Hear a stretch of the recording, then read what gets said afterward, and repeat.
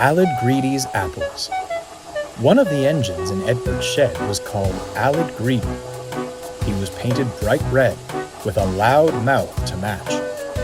He never seemed to take much notice of Edward, but everyone took notice of Alid Greedy.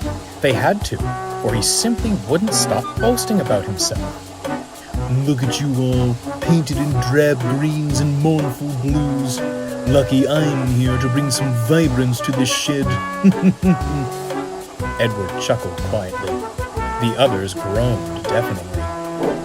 One morning, Alid Greedy felt very pleased with himself.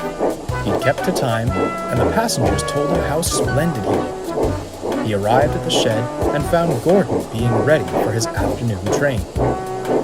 Off to fail spectacularly with another goods train, are you? Alid guffawed. Dear me, Gordon. How can an engine like you struggle with a few measly trucks? I hope little Edward is at the ready, otherwise you will be in trouble. Edward gave a pitying look. Gordon harumphed and hissed away. There's no need to tease him, said Edward. Oh, hush, Alid glared. You come out of the shed for a few days and suddenly think you can tell me what to do? I'm the lifeblood of the branch line passenger trains, and don't you forget it. With my grace and expertise, I'll have the express... Oh, interrupted Edward. Is that why the coaches needed their coupling hooks mended when I went to fetch them? Because of your, grace and expertise? Alid Greedy scowled, hid himself in a cloud of steam, and pretended to be asleep. The next morning, Alid Greedy clunked into the station, still cross over Edward's remark. Be gentle! Be gentle! Cried the coaches. Come quietly, he snorted as the guard's whistle blew.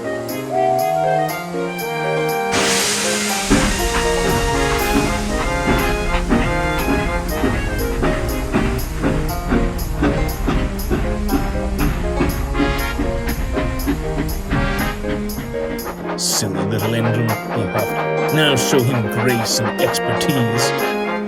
Alid Greedy would show Edward something, just not what he'd hoped for. Along the branch line was a church with an orchard. The apple trees were well looked after to ensure their branches didn't obstruct the line. That morning, some of the church boys climbed a tree close to the railway. They thought they'd steal some apples while the vicar was preparing his Sunday sermon. Careful, John, said one. That branch doesn't look very sturdy. It's sturdy enough. Just you be ready to catch the apples. Soon, Alid Greedy came snorting along. He was still thinking what he'd say to Edward when they next met. Come along, he puffed. The boys saw him approaching. Startled, they scrambled frantically down the tree. The branch John stood on couldn't bear the weight any longer. As he jumped, it snapped, still clinging to the trunk, but dangling over the railway line. Come along, snarled Alid. Come along! Oh! Hearing the thud, the driver stopped the train.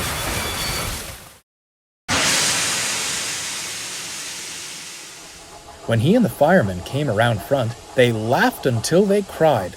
That's one way for us to get some peace and quiet, eh? Cackled the fireman. Apples were stuck in Alid Greedy's teeth. They and the branch muffled his cries of indignation. Serves him right. All that boasting gave me a terrible headache, smirked the driver. All day, Alid Greedy traveled up and down the line, the apples and the branch staying firmly in place. The passengers didn't think him splendid now. They erupted with laughter as he passed. Alid's face turned as red as his paint. Unlike the passengers, the vicar wasn't laughing when Alid next passed the orchard. Give me back my apples, you thieving engine! Alid tried to apologize, but all that came out was muffled gibberish. When the fat director visited the shed that night, he wasn't laughing either. This wasn't your fault. I have spoken with the vicar about keeping his church boys in line. However, I do not approve of the ruckus you've been causing. You will stay as you are. Perhaps a night of quiet reflection will set you straight. He spun on his heel and strode away, The other engine snickered.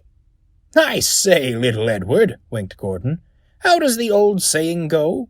An apple a day keeps the director away." "It seems several bushels couldn't keep him from Aled," chuckled Edward.